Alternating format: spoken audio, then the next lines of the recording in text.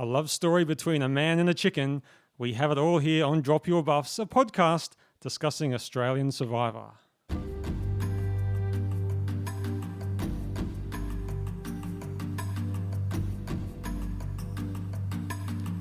On this episode, we'll be discussing the Australian Survivor episode that aired on Tuesday, the 30th of August. So if you haven't seen this episode yet and don't want to be spoiled, please leave the Tribal Council area immediately. Don't forget to subscribe to this podcast if you haven't already, and if you can, please leave us a review on iTunes. You can follow us on Facebook and Twitter. Just go to dropyourbuffs.com for more details. Now, just before... Oh, hang on. Now, I think I can see something coming on the horizon. It's getting closer. There's a bit of sound. I'm not sure if it's a plane or not. No, it's actually... I think it's a helicopter. Yep. And it's Craig. Craig is back. Craig, I'm back. Hang on. It's just laying there. Just wait a second. Craig, you're back from... was it Redemption Island? Yeah, I don't know where I've been, but it wasn't very nice for the last few days. But I'm back in the land of living, I'm pleased to say. Hello, everyone. So do you feel better or worse than Pete? Because that's probably a pertinent question. Oh, well, I don't know exactly how Pete felt, but yeah, I've had a nasty little bout of the flu over the last few days, but I'm feeling a lot better today. And the good news is I'm back in the game and Pete's not, so... Well, great to have you back. Good to be back, Stu. And well done to Eliana for filling in for me over the last couple of days. She did a great job. Yeah, she was great. A great help. Now, this episode. Wow. Amazing. Absolutely amazing. It was pretty good, wasn't it? We haven't had anything quite like that for a while. It was a very long episode. I wasn't expecting it to be that long because I thought Sunday nights was the long episode. Monday and Tuesday were a bit shorter, and they had two challenges in this one. But I think we should just skip straight to the double tribal council at the end because that obviously is the thing that everyone is talking about. The double tribal council with reverse pike and twist. It was quite an extraordinary thing, wasn't it?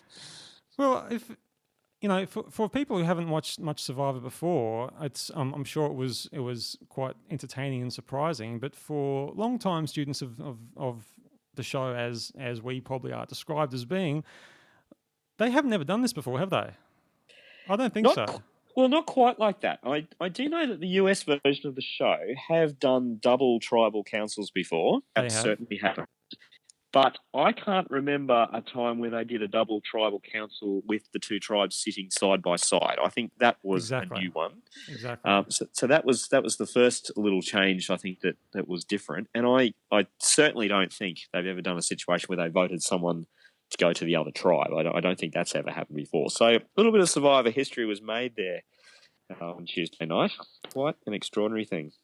Yeah, well, just going back to what you said about both tribes being present at the same time, that is a pretty important thing actually, because if you haven't seen much Survivor before, you may not realise that how important that is for each of the tribes to hear what's going on in the other tribes when they're airing their dirty laundry, because wasn't dirty laundry aired. Well, that's right, because these tribes they don't talk to each other they don't really talk to each other or see each other apart from the challenges. So they don't really know what's going on, what the tribe dynamics are, and so on.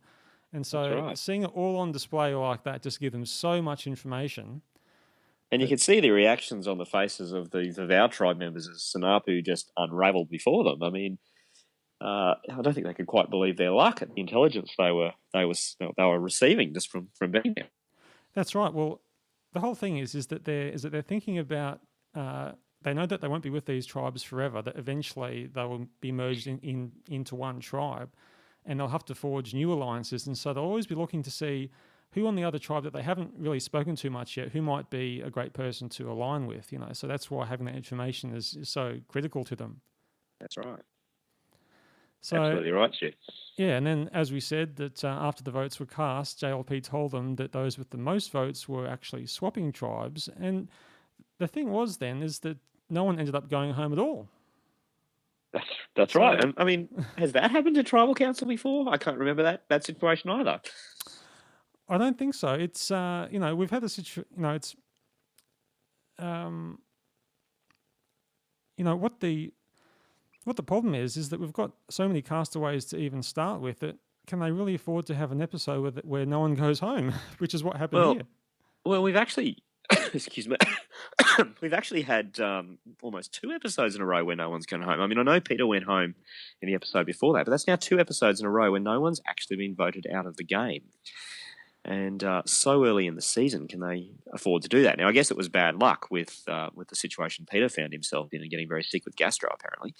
But two episodes in a row when no one's actually voted out of the game, so we're actually only down one person in 2 episodes. It's quite an unprecedented situation they've got themselves into there. We still have 20 people left. That's right. Well, even though some Survivor purists may not really like the way or like what was done at that tribal council, I think what the problem for Australian Survivor is that now, because the US Survivor has been going for so long, everyone is pretty comfortable with what the accepted strategies and so on are, that the producers, they have to do some pretty radical things to try and shake things up, because they know the castaways in the game are going to know all the ins and outs of Survivor, so they have to do something to surprise them. And quite a few of them have very openly said that they're super fans. They've watched every episode. They've loved it for years, and they're very au fait with it. So you're right. We're dealing with people here who know exactly how the game works. And they've really tried to mix it up for them. Boy, I think they succeeded though. It was a very, very successful blindside for everybody, really. Yes, well, and then it was the double twist at the end, when the fact that the people that swapped, because the people that swapped, Nick, if you remember, Nick from the Vavau tribe, he goes to Sanapu, but the twist was he could take someone with him, so he took Tegan with him. He did. On the other side, Connor, he goes to Vavau and he takes Sam with him. And Sam obviously is very physical, very, very, very powerful player in the challenges. So, do you get the feeling that both those decisions, and perhaps we're jumping ahead a little bit, but we might as well talk about it while we're here. Do you get the feeling that those 2 decisions are going to be just pivotal to how this whole thing turns out? I just get that feeling. Do you? It's very hard to know how, because, for instance, with Tegan, we have hardly seen her, so we don't really know what's going on in her head at all. So it's hard to know what effect she's going to have on the tribe. And interesting that Nick would choose. Anyway, perhaps we should just go back. I want to ask you something, Stu, see how you felt about something. The way they did the first twist, so we had the two tribal councils happening, all that stuff unravelled. They voted, and then before the votes were read, JLP says, actually, what we're doing here is, we're not voting people out. We're voting for people to go to the other tribe. I'm going to be a little bit of a party pooper here. I think they should have told them that before they voted rather than after they voted, because I just wonder whether people would have voted a different way if they'd known that's what they were voting for rather than voting someone out. You know what I mean? Did you think that was valid for them to do that? They voted and then they almost changed the rules on them after the vote was taken. They didn't really vote with full knowledge of what was happening. I'm not sure if they would have done anything differently though, because they were voting people that they didn't get on with or didn't think were good in challenges or various reasons like that. And the people that got the votes are probably happy to go anyway, because obviously their tribe doesn't want them anyway. Yeah. I'm not sure if things would have been all that different. Well, I don't know if they would have been either, but it was just something that struck me at the time when I first watched it, and I thought, oh, that's a bit interesting. I wonder if, that would have been better if they'd known what they were voting for, because they were certainly led. If you listen to all the wording, I've now watched the episode twice, and JLP at the end of the challenge actually says, he says both of you will be voting someone out, which I guess is not incorrect. They voted someone out. They just voted them to the other tribe rather than out of the game. So I think they were quite careful with the language they used throughout the episode. But yeah, it felt a little bit sneaky to me, and it felt almost a little bit cute that they did it that way. And I don't remember the US version ever doing something quite like that. I love the twists. I love the way they throw things in there and mix it up. That's all great. And the US version does it too, and we love that as well. But to me, it just felt like they took it another step further than what normally happens in Survivor, and almost did it for the sheer entertainment value of it. I don't know, just playing devil's advocate a little bit with it. Got to say, overall, I loved it. I thought it was just fantastic the way it all panned out. It was just an amazing tribal council. But that was my one reservation with what happened, was just that minor thing. Yeah, well, before you were speaking about language and what JLP was saying, did you pick up on what JLP did not say at Tribal Council? What did he not say? Well, What did I miss? I don't know if it's just me, but I thought he had the perfect opportunity to say, drop your buffs. Because I mean, it wasn't for the whole tribe to drop their buffs, but certainly certain people had to remove their buffs, and he could have said, Nick and Tegan, drop your buffs, couldn't he? He could have. It was a mini buff drop, wasn't it? Yeah, I guess we're still waiting to crack open the champagne for when he actually says the I real must drop admit, your buffs. Stu, as I was watching it the first time, I was sitting there thinking, "Oh, here it comes! This is our first drop your buffs moment," and then it didn't happen. So that, yeah, I did think that at the time. Now, Connor, he makes some interesting choices, doesn't he? And we've talked about him sort of having this sort of wide-eyed sort of persona. Do you? It's funny just watching it tonight. I thought, you know what he reminds me of? Because I always like to try and think of what these survivors remind me of. He reminds me a bit of Pippin from Lord of the Rings. He's got the wide eyes and he's always doing stuff that puts his tribe in danger. Oh, I love it. We're bringing Lord of the Rings references. That's brilliant. And he even looks. He's even got he does. He looks a bit like muffled sort of hair. Looks a bit like him. Yeah, I can see that. If he just had some fairy feet, he'd be a dead ringer. But the whole is just he threw himself under the bus at the end there, didn't he? He just look. I think, as you point out, we've talked about Connor before, and he is just. I think he's passionate about Survivor. And I think he is a very principled kind of guy. And I've also said before, I think he wears his heart on his sleeve. And I think all of those things came together.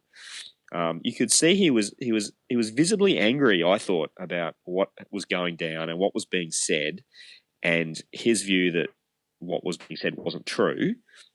Just what he I think felt was the sheer disloyalty of it all. And I think he just pushed it just a bit too hard, and he didn't know when to sort of draw back and stop, because what ultimately it did is it put the target on his back, which I'm sure was not at all what he was trying to achieve. It was a tough moment for Connor. You could just see it in his eyes. He was throughout Tribal Council. He was staring straight ahead. To me, he looked visibly angry, and it started earlier in the day back at camp when he was having those conversations as well. Did you sort of see that as well? Yeah, he's just very open with his emotions, and he's just probably a bit too open, and it might be a problem for him. Well, I don't know. It's kind of endearing about him, I think. I mean, I think you know where you stand with him. I think he's a pretty popular castaway amongst the viewing audience, actually. But we'll probably get to that a bit later on. But someone else at Tribal Council I thought was a bit interesting was Kylie wearing her immunity idol around her neck. Now, what did you think about that? Oh, yeah, look, I'm a little bit old school on the old immunity idol. I even if you're in an alliance, I sometimes doubt the wisdom of sharing too widely that you've even got it.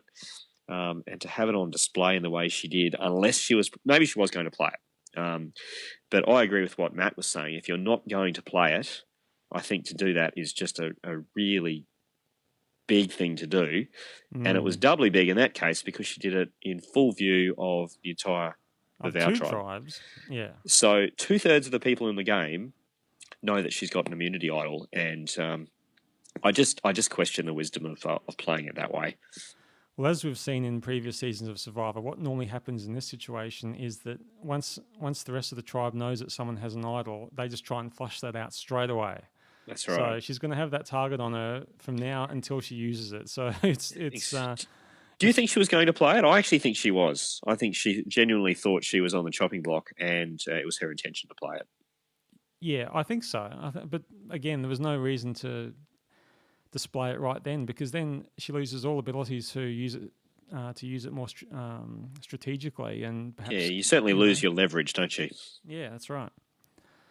Now, I thought it was interesting, certainly an interesting strategy. Someone else I was going to talk about tonight was Barry. Now, yes. Barry we haven't heard too much of until we've seen the most of Barry in this episode, in fact. And he is telling us about his game strategy and so on. And what he was basically saying was, if I'm paraphrasing this correctly, He said he believes in loyalty, honour, and respect, and he's not going to partake in any alliances or so on. And the way that he was going to decide to vote someone out was by drawing names out of a hat. Now, because of course Barry, this is his first time at Tribal Council, so that's why this hasn't come up yet for him. He hasn't had to vote someone out yet. That's right, yeah. So Must have been a metaphorical hat too, and someone actually alluded to that, but I'm not sure how exactly he would do that. Yeah. Now, firstly, what I didn't really agree with and didn't make sense to me was that on the one hand, he was saying he honours loyalty, honour and respect, but then his choice would be completely random. So doesn't that mean that he's not really then following what he's saying? Because wouldn't he then... he's not paying. Do you mean he's not paying due respect to someone who's playing a really good game, or exactly? Is that what you mean? Yeah, and he's not respecting someone else who's playing a really honourable game. He might randomly vote off the most honourable person in the game just because he's voting randomly. So I don't know. Yep. I can see why he wouldn't want to be in an alliance, but he could just say that he's going to vote for whoever he thinks is the least deserving, maybe, or something like that. I can't see it working long term for that very reason, because I think everyone else who's around him has this. It's too random, and they don't know what he's going to do, and that's a risk. And the last thing you want in a game of Survivor is too much risk. It's tough enough as it is, with blindsides and alliances shifting and moving all the time, without having this wild card out there, and you don't know how it's going to go from one tribal council to the next. So I'd be surprised if it works long term. But I mean, it's people, a Survivor. Well, it's a Survivor. Strange things happen. Well, the players, they normally value predictability, don't they? They want to be fairly sure of how someone's going to react. And, if you've got no idea where Barry's going to go, then he's not really going to have any friends. Probably everyone in his tribe would be keen to get rid of him. And, And he declared it from the outset as well. It's not like he's just started saying this now. He said it right at the start. This is how I'm going to play. I'm going to be doing this. I'm not forming alliances. I'm going to be doing this on a random basis. So it would be very hard for him now to flip on that and say, well, actually, this isn't working. I am going to form alliances now, because I'm not sure who's going to trust him to be a reliable member of an alliance. So it'll be, yeah. Well, that's exactly.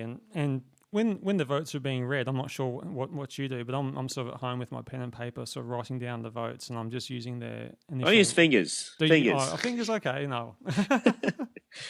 Well, I was just writing down the initials of the name. So we had Nick, so that was N. We had Barry, that's B. Then we had Nick, which is N. So we're saying N, B, N, B, N. It's just kept going NBN all the time, and we know NBN is just not going to work. It's just a terrible idea. That's a terrible joke too.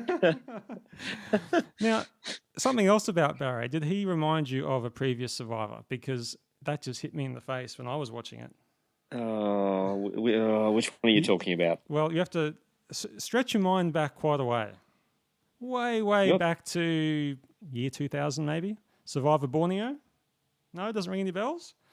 Survivor Borneo? Survivor Borneo was the very first... The very first one? The very first Survivor. And of course... I'm not sure who you're referring to, though. No? Okay. Oh, well, I think you might, because the thing with that Survivor was that no one had played the game before, obviously. And so everyone was brand new to it, and they didn't really know what to do with alliances or things like that. Everyone was just trying different things.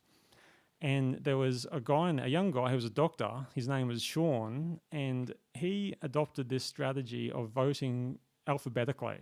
I'm not sure if you can recall yes, this. I do. Now you mention it, I do remember that. And so he had this ridiculous system where he told everyone what his system was as well. So he was But that's more predictable, because you know what the next one's going to be. It was, and then other people used that predictability to their advantage. But that's what he did. So he just voted according to the alphabet, and that was, which wasn't so bad, being the first season and everyone was finding their feet in that sort of season. So to see Barry do something that I thought was a little bit similar was just a bit strange, actually. Well, we'll see how it plays out. It's good to see him getting a little bit more airtime. We wanted to hear more from Barry all throughout. I just don't hold I- that much hope for his I- future. I'm not sure we're going to be hearing a lot more of him with that strategy, but you never know. You never know.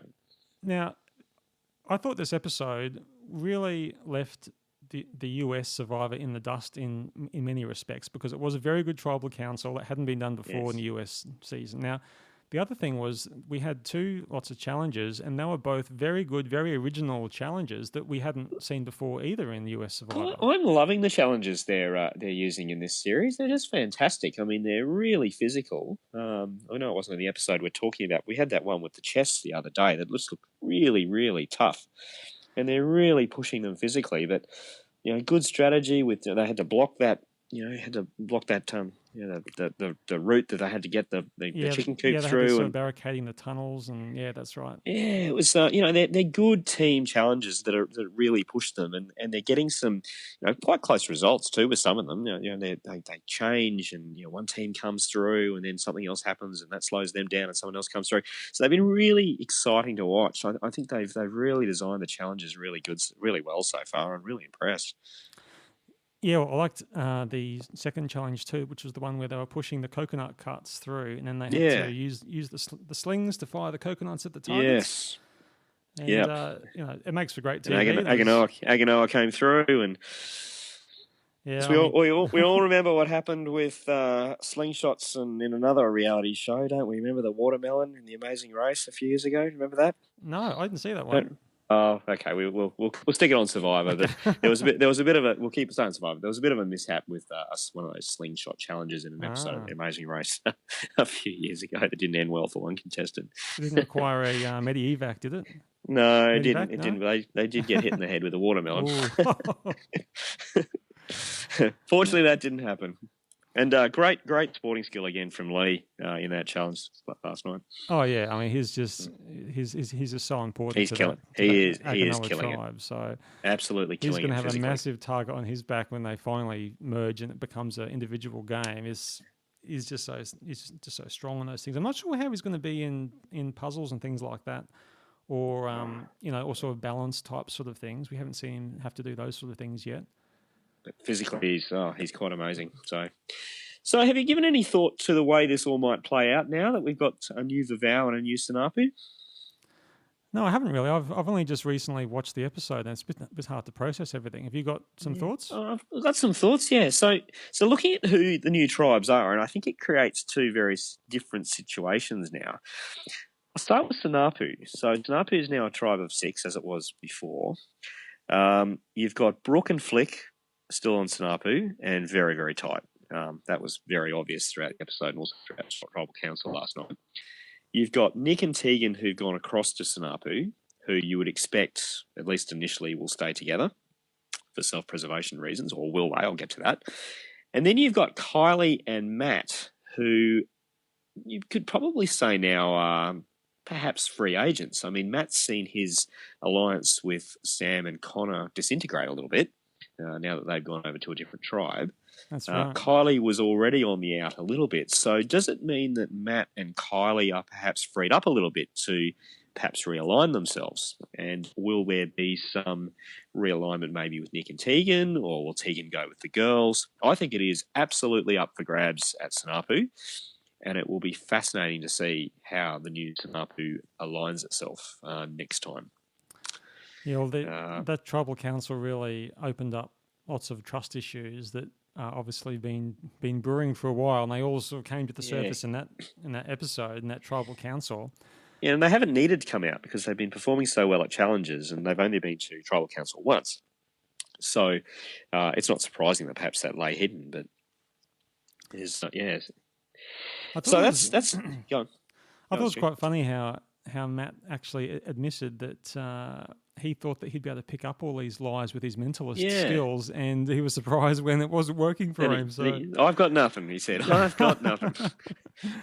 He's really wearing it. He's quite an emotional kind of guy, isn't he? He's and Matt's one of my favourites at the moment. I think he's great to watch, and he seems like a nice guy. And He's awesome. At one stage, he was talking to Flick last night, and she said, "Are you happy with it?" He said, "I'm not happy with any of this, but that's how it is. It's Survivor." I just love his refreshing honesty. It's great. So yeah, it's a whole new ball game on Sanapu, and I've got absolutely no idea how that will play out. But I think it's suddenly a big opportunity for Kylie in particular. She was on the outs. She was feeling very uncomfortable, but now she's got a real opportunity, I think, to align herself and perhaps form a majority alliance somehow. So very, very interesting times ahead at Sanapu.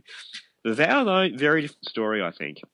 So now you've got over at Vavau, you've got Andrew, Barry, Sue, Craig, Jenna Louise, Kate, the original Vavau, and now they've got Sam and Connor added. Now, you would expect, again, Sam and Connor would bond, but as far as we're aware, there aren't really any major ructions appearing in that grouping of the original Vavau tribe members, I don't think. And in fact, we see a lot of Craig and Jenna Louise together. They're obviously very close. We've talked about Barry and that he might be a bit of a wild card. Not really sure where Andrew stands on anything other than he was pretty keen to get rid of Nick. So I think it's a tougher situation for Sam and Connor over at Vavau than Nick and Tegan face at Sanapu under the new arrangements. And I think Connor's success now, I think, is going to be very, very reliant on what Sam does. I think those two will absolutely stick together. Sam seems pretty good at getting people to come to his way of thinking, charming people, both male and female. So I think Sam becomes pivotal now for what happens to Connor. But I think if both of them can somehow survive this and make it through to the merge, they've got a huge advantage because they will have formed alliances already. Well, not alliances, but at least personal relationships with 2/3 of the people in the game. That's right. And the same obviously goes for Nick and Tegan. But I think that is if they can survive this period, and I think they're up against it in the new situation, but if they can survive it, I think they're looking very strong long term. Well, that's right, because even if they don't end up making any alliances with these people at all, the fact that they're just getting to know these other people, and if it gets down to a jury vote at the end, and they've been able to build a bit of a relationship that of mutual respect or something like that, well, then that might be the difference for the $500,000 prize. Absolutely. And Sam and Connor are both performing pretty well in challenges on the physical side. So if they can help Vavau win a few challenges, it may not become an issue for a while anyway. So we're into a very interesting period now, particularly for those two, and I can't wait to see how that all plays out. And of course, I don't know any of this yet. No, and it was good that they finished this batch of 3 episodes. It really finished on a high. It really makes you want to see what's going to happen next on Sunday night. That's right.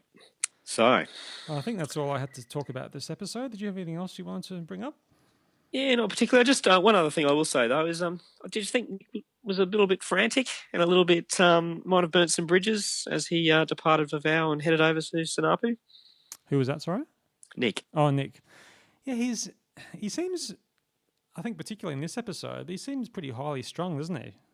He seemed quite annoyed by it all. I mean, Yeah, okay, he didn't see it. I don't think he saw it coming. I think he felt that he was more highly valued than the vote at Tribal Council revealed him to be.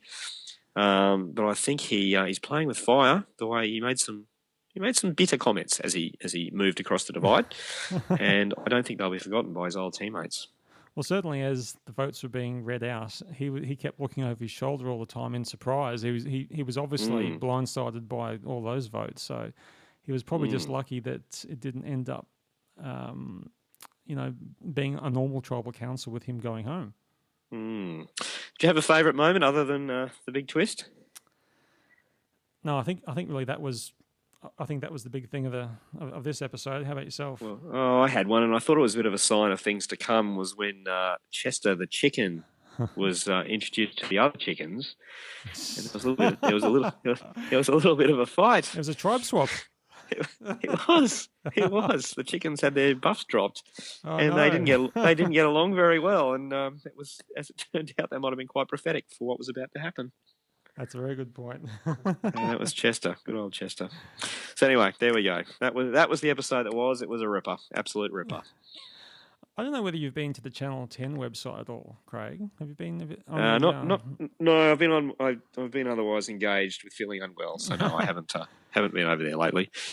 Well, they do advertise during the show, or maybe at the end of the show, they talk about the Survivor fan favorite leaderboard, which is on the Channel 10 website. Oh, that'll be worth checking out. And so I just had a bit of a look at that, and I'm not sure exactly how it works and whether you can cast multiple votes, or how sort of strict it is, but or how scientific it is. But the person that is way out in front is Andrew, who we haven't seen very much of at all in this season so far. But he's way out in front with 38% of the vote. Second is Is this people predicting who's going to win? Well, it's a fan favorite leaderboard, so it may not be it's favorites as opposed to who's going to win. So it's a bit hard to say, I guess. The second person is Connor with 13%, and then the rest are all in single digits, and that's it. So it was just funny that Andrew was just head and shoulders above everyone. Wow. And I'm not really sure where that was coming from. Wow, I can't explain that either. He's playing a clever game, though. He's staying very quiet, not hearing a lot from him. But he's one of the poker players in the game, so perhaps he's got his poker face on. Yeah, I think he's working furiously in the background. We just probably aren't seeing it yet, I would say. So if I had to make a prediction, I'm expecting that he is going to approach Sam and Connor about doing something, I think. Now they're on the same tribe. Against who? Probably Craig. Craig, yeah. Craig and Jenna Louise, because they're quite tight. Yeah, well, they're almost becoming a bit of a power couple, aren't they? They are indeed. They are indeed. There's a few of them emerging now. You've got Craig and Jenna Louise on Vavau. You've got Brooke and Flick over at Sanapu. And you've probably got Lee and Rowan over at the other tribe. Fun times ahead, Stu. That's right. Any other Survivor news that you came across during the week? No, the only thing was I read an interesting interview that Peter gave to the Canberra Times after his episode aired the other night. And he gave a bit more detail about what actually happened there. I feel a bit sorry for him. Apparently he trained for 6 months the lead up to the show, but just days before he was supposed to go, he came down with gastro. Yep. And he said he had all the colourful symptoms that happened with that we don't need to talk about. And then he had 2 days to recover, and he didn't really, and then he was into the game. And so he said he felt like he was crawling backwards from the start and felt very, very sick. And he even after he left the show and left Samoa, he was in quite severe pain for a couple of days, even after leaving Samoa. Oh, really? So it was a really, really, really tough for him. And he also said he was a little bit disappointed about how he was portrayed. He says he's not a sad old man who gave up. He was genuinely ill and could not go on. So, but he said he loved it. He loved it. Really enjoyed the human behaviour aspect of it all, and that he felt an instant kinship with Kylie. And I think we saw that. We did. But even JLP in this episode that we were just talking about, he sort of stuck the knife in a bit, didn't he? Well, he just said that Peter quit. And he didn't really sort of elaborate too much. It just made it seem like he gave up, so I thought that was a bit unfair. Yeah, and perhaps that's what Peter was alluding to in the interview he gave. Yeah. He was a little bit disappointed of the way he was portrayed because there was more to it. So anyway, that was in the Canberra Times a couple of days ago. Sort of a bit more information about why it was that he decided to leave. Well, I think that's it for the episode, unless you've got something else to bring up, Craig. No, I think we've well and truly covered it, Stu. No? Oh, well, that's great. Well, thanks for joining us, everyone. Just before we go, I thought I would just say that I have had a couple of people ask about the theme music that we use on Drop Your Buffs, and it's because it is a very Survivor-esque sort of theme music. But the funny thing was, it's actually was written well before the original Survivor. It was actually something that I wrote years ago in 1997, I believe. So it was a good 3 years before the original Survivor came out. But it just happened to be a really good theme that sort of fit the Drop Your Buffs podcast. So I thought I'd chuck it in. So if you want to hear the whole thing, you can go to dropyourbuffs.com/theme music.